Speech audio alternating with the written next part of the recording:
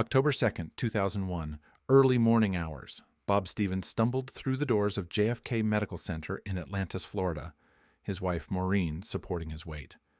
The 62-year-old photojournalist could barely stand. Fever burned through his body. His mind wandered in and out of delirium. He kept telling Maureen something was wrong, terribly wrong, but couldn't articulate what. Emergency room physicians examined Stevens and saw classic symptoms: stiff neck, high fever, confusion, mental status changes, meningitis, they thought. They started treatment immediately and ordered a spinal tap to confirm the diagnosis. The fluid would tell them everything. Dr. Larry Bush, an infectious disease specialist, arrived to examine the spinal fluid sample under his microscope. He expected to see the bacteria that cause meningitis. Instead, he saw something that made his blood run cold. Large, rod-shaped bacteria, gram-positive. The morphology was unmistakable to someone trained in bioterrorism response. He had seen images of these bacteria in training materials, in worst-case scenario presentations about biological weapons. Dr. Bush ordered immediate confirmatory tests. The lab worked through the night. On October 4th, the results came back positive. Bob Stevens had inhalation anthrax, a bacterial disease caused by Bacillus anthracis. The diagnosis was shocking for one simple reason. There had not been a single case of inhalation anthrax in the United States in 25 years. The disease occurred naturally in livestock, occasionally infecting farmers or veterinarians who worked with infected animals. But Bob Stevens was a photojournalist who worked at American Media Inc. in Boca Raton. He had no contact with livestock. He had no reason to be exposed to anthrax spores, which meant someone had deliberately infected him. America, still reeling from the terrorist attacks of September 11th, just 3 weeks earlier, was facing a new form of terror: biological warfare, poison delivered through the mail. Bob Stevens died the next morning, October 5th, 2001. He was the first person to die from an anthrax attack in American history. He would not be the last. The initial reaction from Florida authorities was denial. Governor Jeb Bush and state health officials held press conferences insisting there was no terror connection. This was an isolated incident, they claimed, a freak natural outbreak, some bizarre environmental exposure that medical investigators would soon explain. The words were meant to calm the public, to prevent panic in a state already on edge from the September 11th attacks. But the evidence told a different story. Environmental testing at American Media's offices revealed anthrax contamination throughout the building. Ernesto Blanco, another employee at American Media, fell ill with symptoms consistent with anthrax exposure. Mail handlers at the facility were tested. More exposures were discovered. This wasn't a natural outbreak. Someone had sent a letter containing anthrax spores to American Media Inc., and when an employee opened it, deadly bacteria had been released into the air. The letter itself was never found. Whoever opened it had likely discarded it without realizing what they were handling. By the time investigators understood what had happened, the envelope had already been destroyed, but the contamination it left behind was undeniable. Bacillus anthracis spores in the mailroom, on desks, in ventilation systems. The bacteria had spread through the building like an invisible plague. October 12th, 2001, New York City. An assistant to NBC News anchor Tom Brokaw opened a letter and noticed a white powdery substance inside. She developed a skin lesion characteristic of cutaneous anthrax, the less deadly form of the disease that occurs when spores contact exposed skin. The letter was recovered and tested, positive for anthrax. Within days, similar letters turned up at ABC News and CBS. Employees at the New York Post tested positive for anthrax exposure. A 7-month-old boy who had visited ABC headquarters with his mother developed cutaneous anthrax. The pattern was undeniable. Someone was targeting media organizations with weaponized anthrax. Investigators examined the envelopes and found critical evidence. The letters had been postmarked in Trenton, New Jersey, on September 18, 2001, just 7 days after the September 11th terrorist attacks. The timing seemed deliberate, calculated to maximize fear in a nation already traumatized. The letters contained crude handwritten messages using radical Islamic rhetoric. Death to America. Death to Israel. Allah is great. The phrasing suggested someone trying to mimic jihadist communications, but experts noted the language felt wrong, inauthentic, like someone unfamiliar with actual Islamic extremist writings. The FBI launched what would become one of the largest and most complex investigations in the Bureau's history. The case was designated Amerithrax.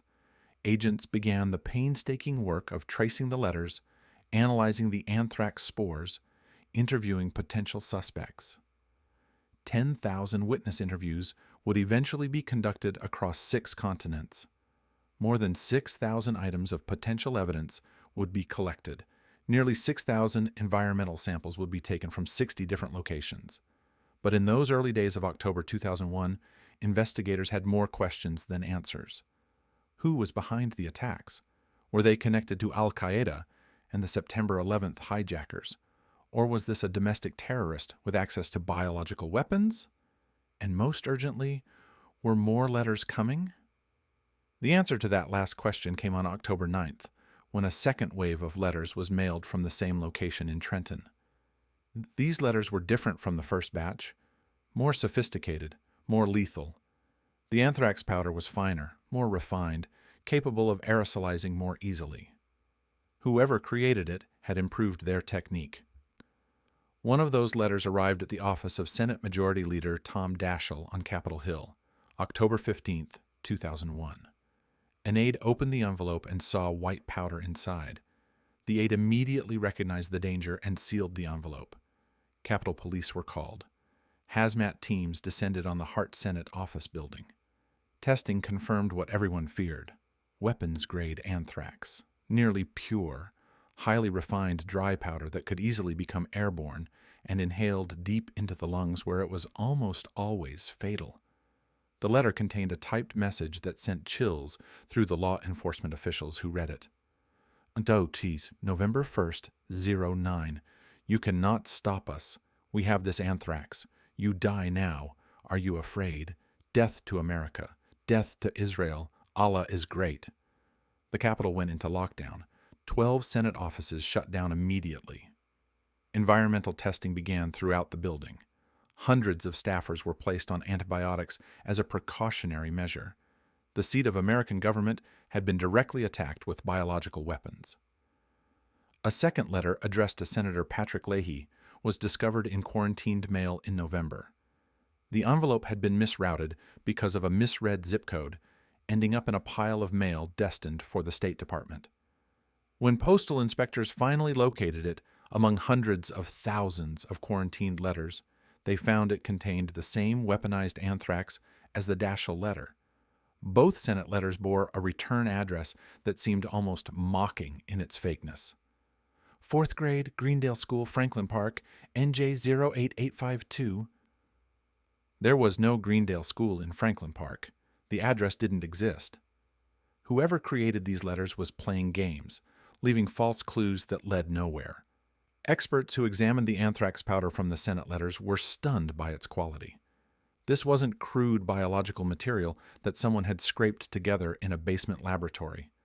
The spores were highly purified, treated to prevent clumping, small enough to penetrate deep into lung tissue.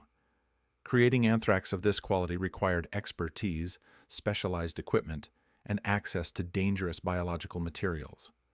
The list of people with the knowledge and resources to produce such material was small, but investigators had made a critical miscalculation, one that would prove fatal.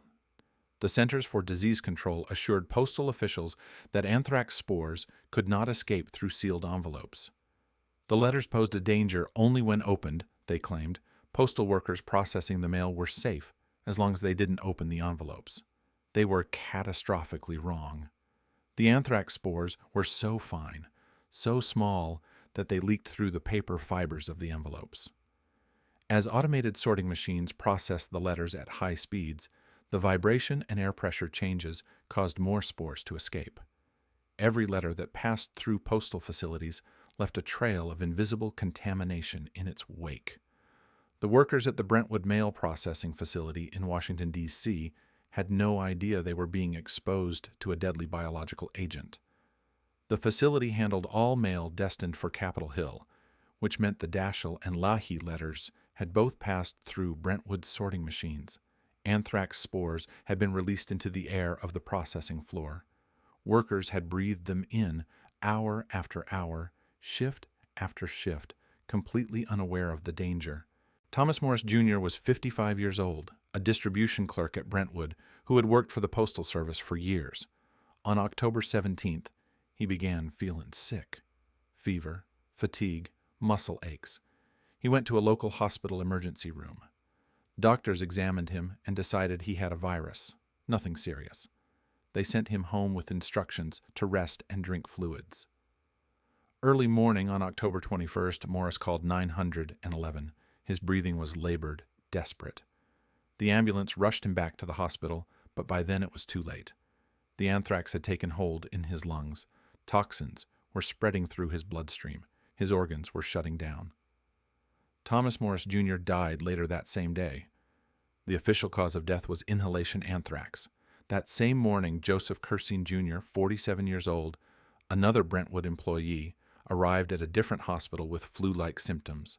Doctors examined him and sent him home. His condition worsened rapidly. He returned to the hospital hours later, barely able to breathe. 6 hours after his return, Joseph Curseen Jr. was dead. Inhalation anthrax had killed him, just as it had killed Thomas Morris. The deaths of the two postal workers shocked the nation and exposed the failure of public health officials to protect frontline workers. The CDC's assurance that sealed envelopes couldn't leak spores had been disastrously wrong. The Brentwood facility was immediately shut down on October 21st.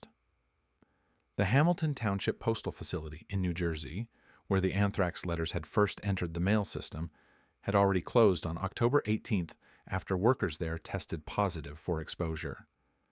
Before we continue with this investigation, I want to let you know what this channel is all about. Every week, I bring you deep dives into the most compelling true crime cases from American history. Real investigations, actual evidence, the truth behind the headlines. We cover FBI cases, unsolved mysteries, crimes that changed the nation, and the forensic breakthroughs that solved them.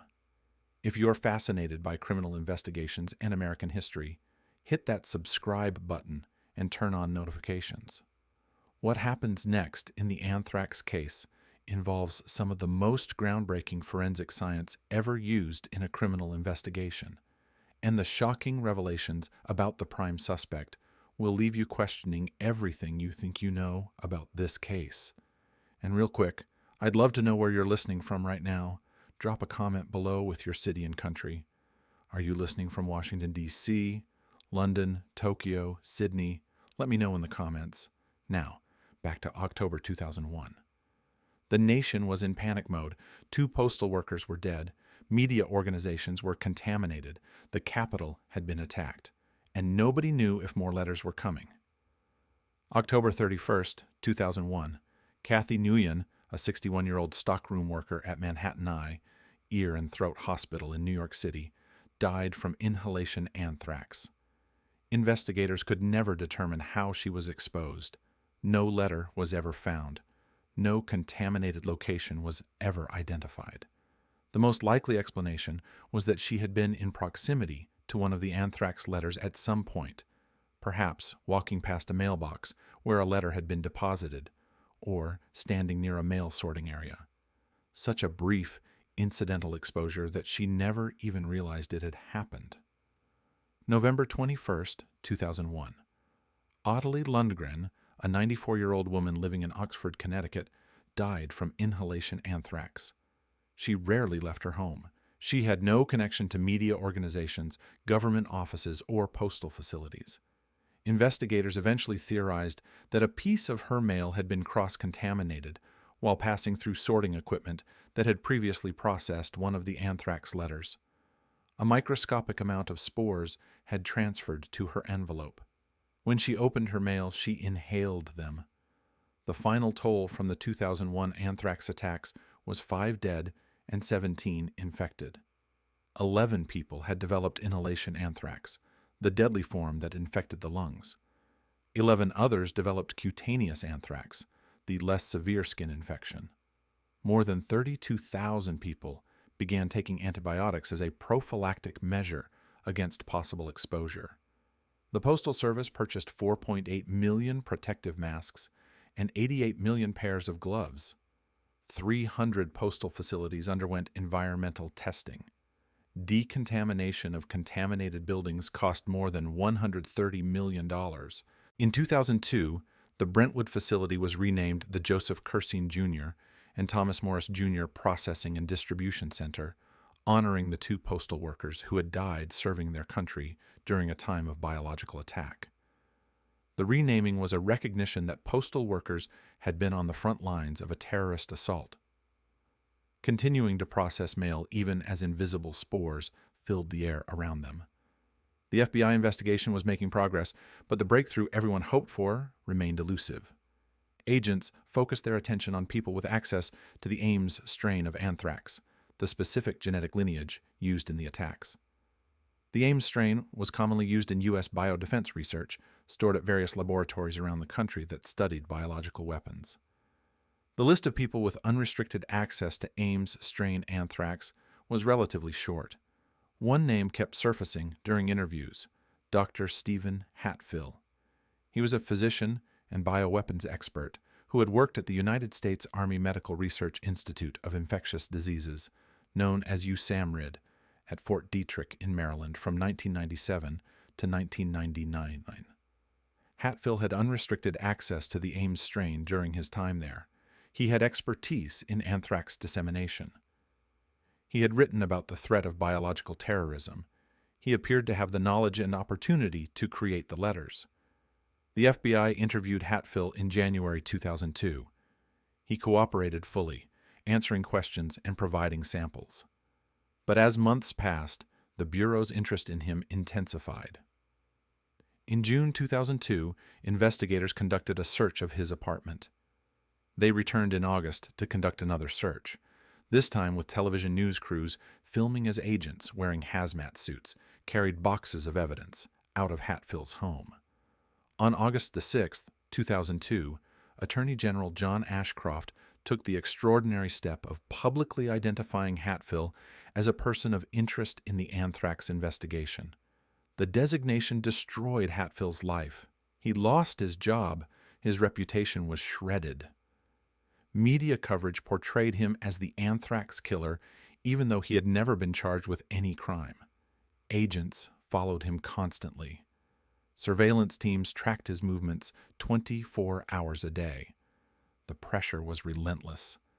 Hatfill maintained his innocence throughout the ordeal. He insisted he had nothing to do with the anthrax attacks. FBI searches of his apartments in Maryland and Florida turned up no evidence connecting him to the letters. Swabs taken from his possessions all came back negative for anthrax. No physical evidence linked him to the crimes. The case against him was built on suspicion, circumstantial details, and the fact that he fit a certain profile. Years passed. The investigation continued, but nothing definitive emerged.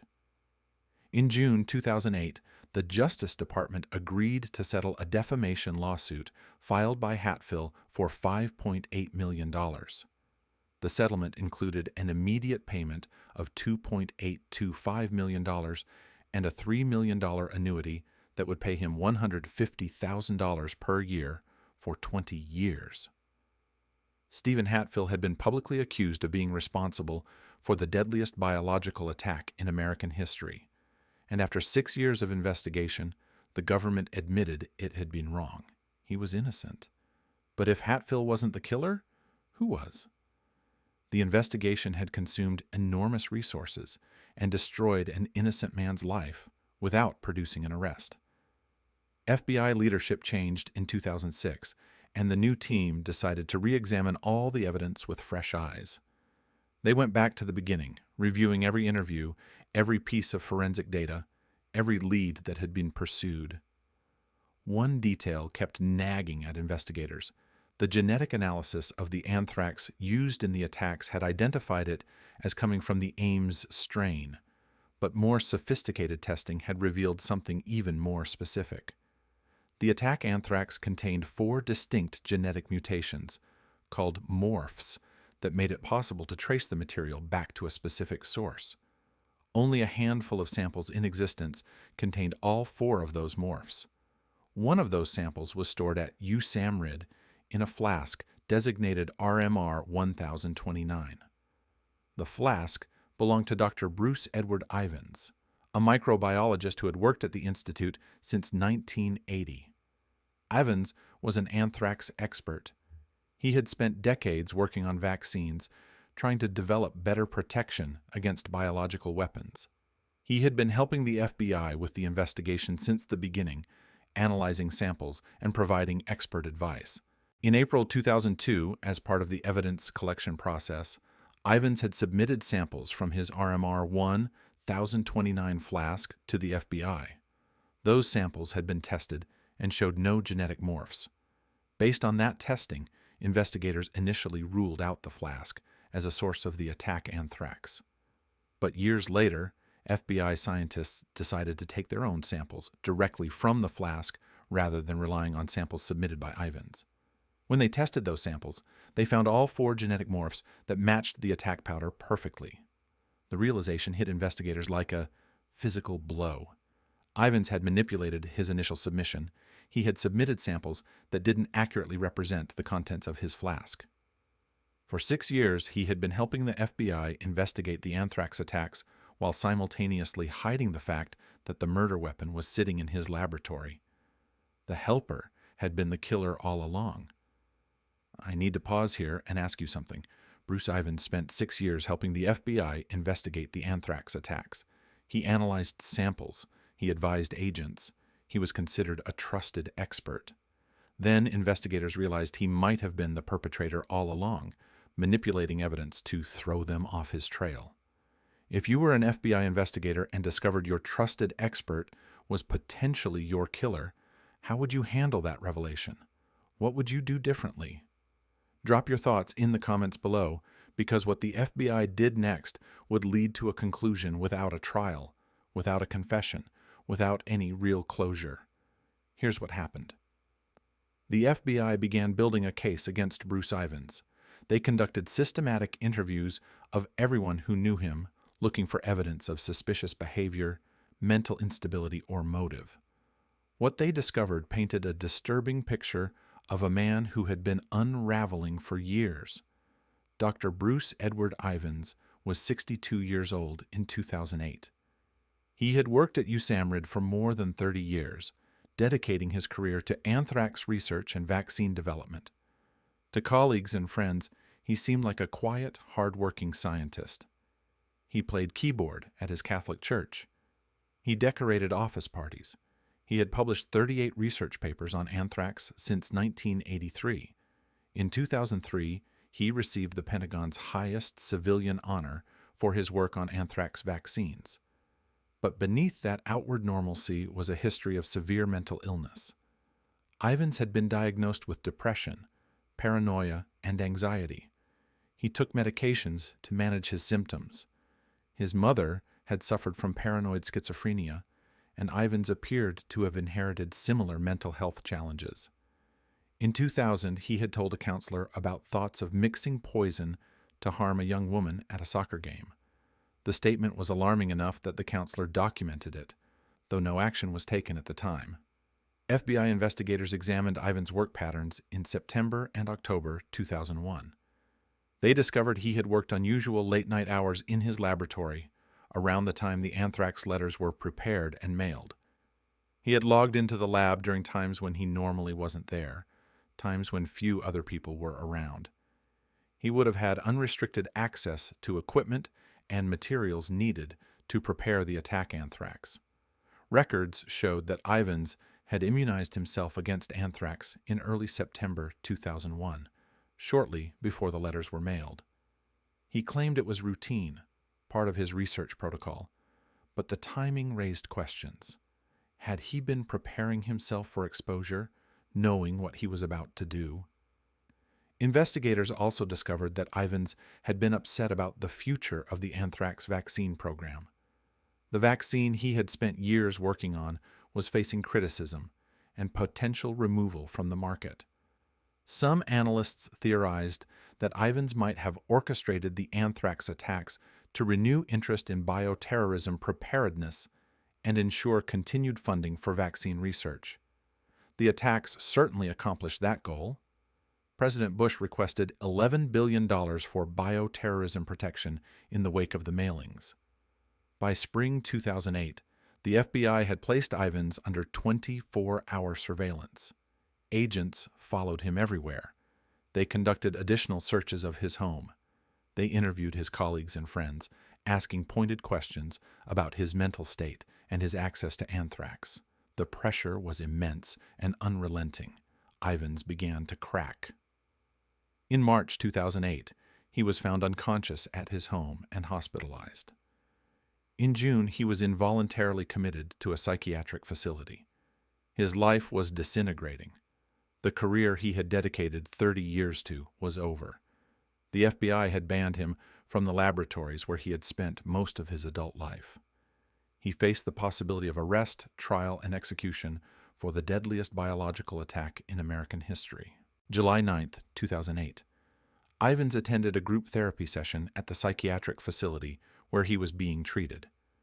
During the session, he revealed to other patients that he was the anthrax suspect. He told them he wouldn't face the death penalty because he had a plan. He said he had purchased a bulletproof vest. He planned to obtain a Glock firearm. He talked about taking out coworkers who had wronged him. He was going to go out in a blaze of glory. The therapist, Jean Dooley, was alarmed enough to seek a restraining order. In her petition, she cited homicidal threats and stated that another psychiatrist had called Ivins homicidal and sociopathic with clear intentions. She noted that Ivins had a history dating back to graduate school of homicidal threats, plans, and actions. The restraining order was granted. Ivins was briefly committed again, then released. On July 24th, he was served with the restraining order. The FBI conducted another search of his home and found guns, bulletproof vests, and 250 rounds of ammunition. But they found no anthrax spores anywhere. If Ivins was the anthrax killer, he had left no physical evidence in his home. The gap troubled some investigators, but the genetic evidence from the RMR 1029 flask seemed overwhelming. The night of July 26th into the early morning of July 27th, 2008, Bruce Ivins took a massive overdose of Tylenol with codeine. He was found unconscious and rushed to Frederick Memorial Hospital. He died on July 29, 2008, at the age of 62. There would be no trial, no confession, no opportunity for Ivins to defend himself or for prosecutors to present their case to a jury. On August 6, 2008, the FBI and Department of Justice held a press conference announcing their conclusion. Bruce Ivins was likely solely responsible for the 2001 anthrax attacks. Investigators presented the evidence they had compiled, the genetic match between the attack anthrax and Ivins' flask, his unexplained late-night hours in the laboratory, his mental health history, his access and expertise, his manipulation of the samples he had submitted early in the investigation. The circumstantial case was substantial. Many of Ivins' colleagues were shocked. They couldn't believe the quiet, dedicated scientist they had worked alongside for decades could have committed such horrific crimes. Some spoke out publicly, insisting the FBI had gotten it wrong, that Ivins was being scapegoated because the Bureau needed to close the case. Others pointed to the lack of direct physical evidence. No anthrax had been found in his home or car. No one had witnessed him preparing the letters. No financial records showed purchases of materials needed to create the mailings. In February 2010, the FBI officially closed the Amerithrax investigation. The Bureau released a 92-page report detailing the evidence against Ivins and concluding that he had acted alone. The case that had consumed 8 years, involved 10,000 interviews, and cost taxpayers millions of dollars, was finally over. But the doubts didn't go away. In 2011, the National Academy of Sciences released a review of the scientific evidence used to identify Ivins as the perpetrator. The review concluded that while the scientific evidence supported the possibility that Ivins was responsible, it did not prove it conclusively. The genetic analysis that had seemed so damning had limitations that the FBI hadn't adequately acknowledged. In 2014, the Government Accountability Office issued its own report examining the FBI's scientific methods. The GAO found that the techniques used to identify Ivins, including the genetic data analysis, were flawed. The Bureau had made conclusions that weren't fully supported by the science. The findings cast further doubt on whether the right person had been identified.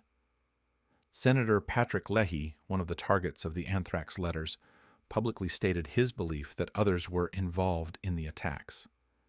He didn't believe Ivins had acted alone. The production of weapons-grade anthrax, he argued, required resources and expertise beyond what a single person could accomplish working in secret during late-night hours in a government laboratory. If you've made it this far, thank you for taking this journey through one of the most troubling cases in American criminal history. This channel brings you deep dives into true crime every single week. Cases that shaped our nation, investigations that pushed forensic science forward, mysteries that remain unsolved. If you haven't subscribed yet, now's the time. Hit that button and turn on notifications.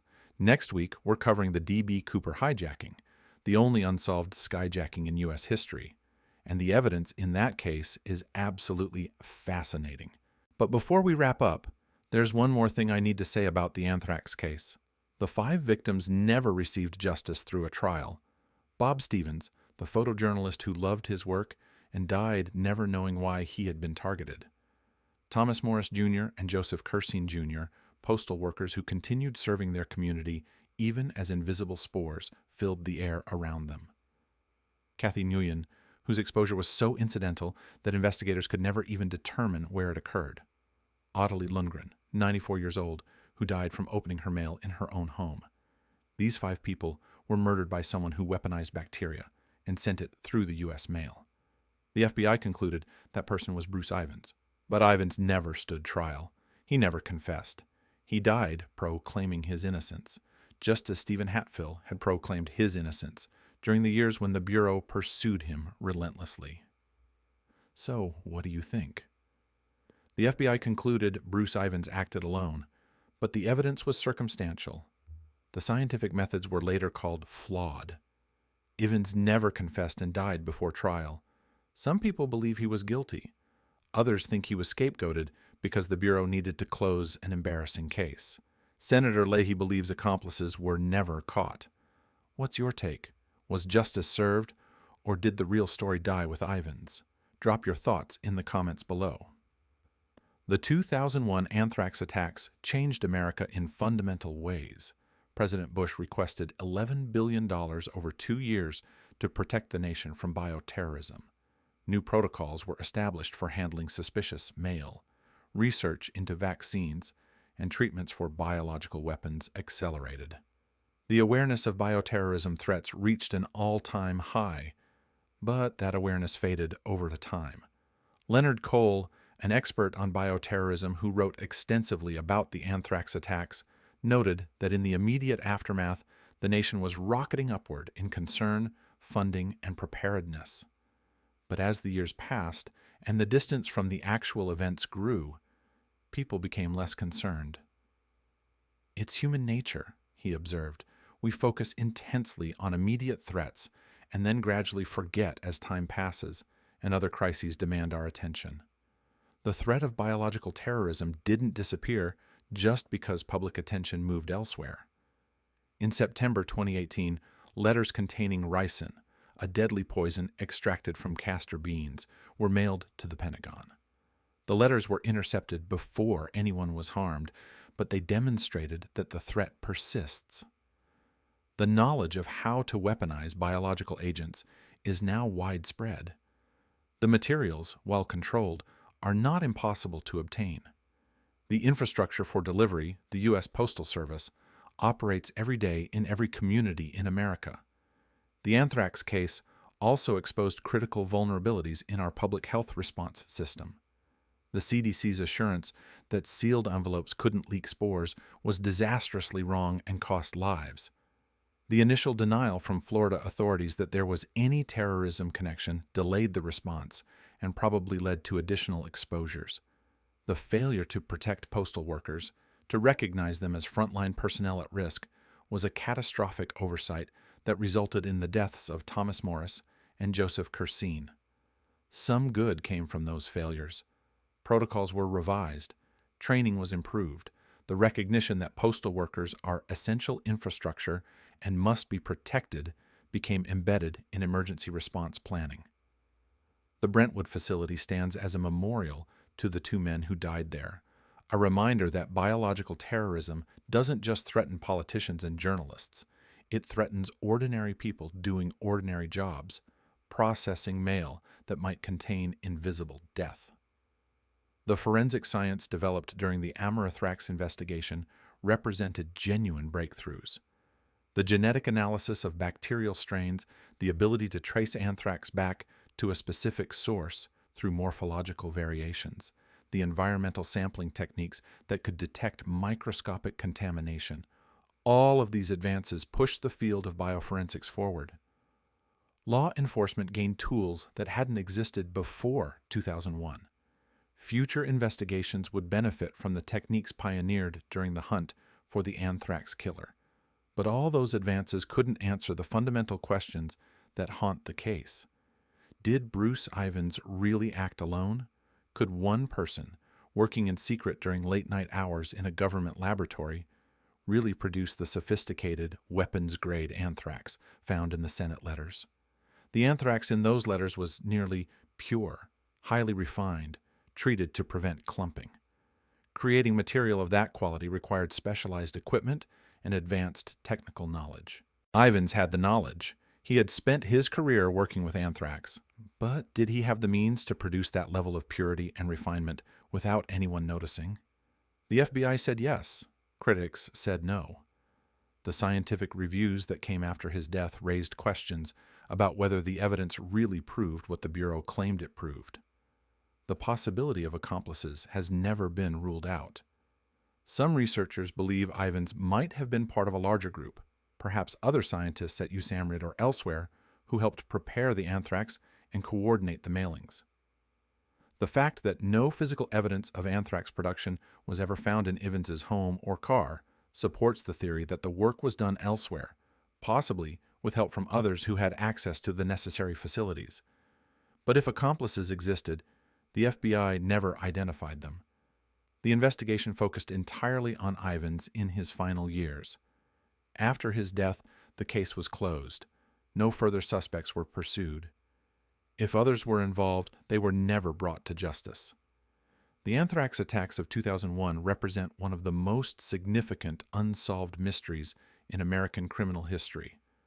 The case is officially closed, but the questions remain open. 5 people died, 17 were infected, thousands were exposed, buildings were contaminated. The nation was terrorized. And in the end, the only person identified as responsible was a scientist who died by his own hand before he could be charged, tried, or given the opportunity to defend himself. Sometimes the biggest investigations don't end with satisfying conclusions. Sometimes they end with circumstantial evidence that's later questioned, with scientific analysis that's challenged by peer review, with a suspect who dies before the truth can be established in court.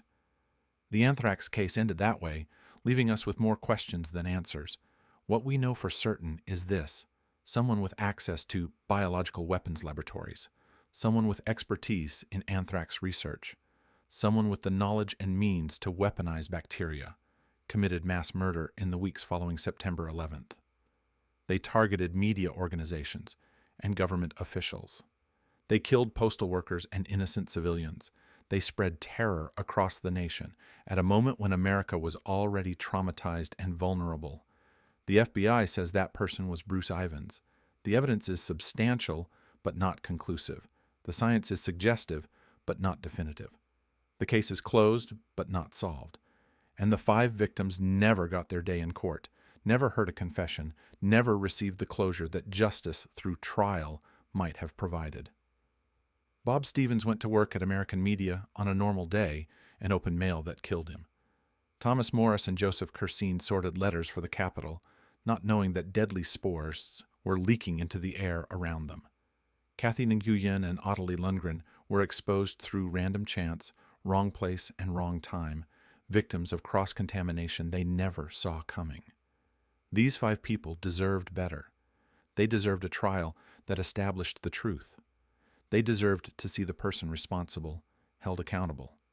Instead, they got a closed case with an asterisk, a conclusion that half the country doubts, and a lingering uncertainty that will probably never be resolved. The lesson of the anthrax attacks isn't just about bioterrorism, preparedness, or forensic science or public health response. It's about the limits of certainty in criminal investigations. Sometimes the evidence points in a direction without proving the destination. Sometimes the most likely suspect is guilty, and sometimes they're just convenient. And sometimes the only person who knows the full truth takes it to the grave, leaving the rest of us to piece together fragments and wonder whether we got it right. The anthrax letters terrorized America in the fall of 2001. They killed 5 people and infected 17 others. They exposed vulnerabilities in our mail system, our public health infrastructure, and our biodefense programs. They triggered the largest investigation in FBI history and led to scientific advances in bioforensics. They destroyed one innocent man's life and may have driven another man to suicide. And after all that, after 8 years of investigation and millions of dollars spent, we're still left asking the same question we asked in October 2001. Who did this? The FBI has its answer. The critics have their doubts. And somewhere, the full truth exists, whether it died with Bruce Ivins or whether it's still hidden, still unknown, still waiting to be discovered.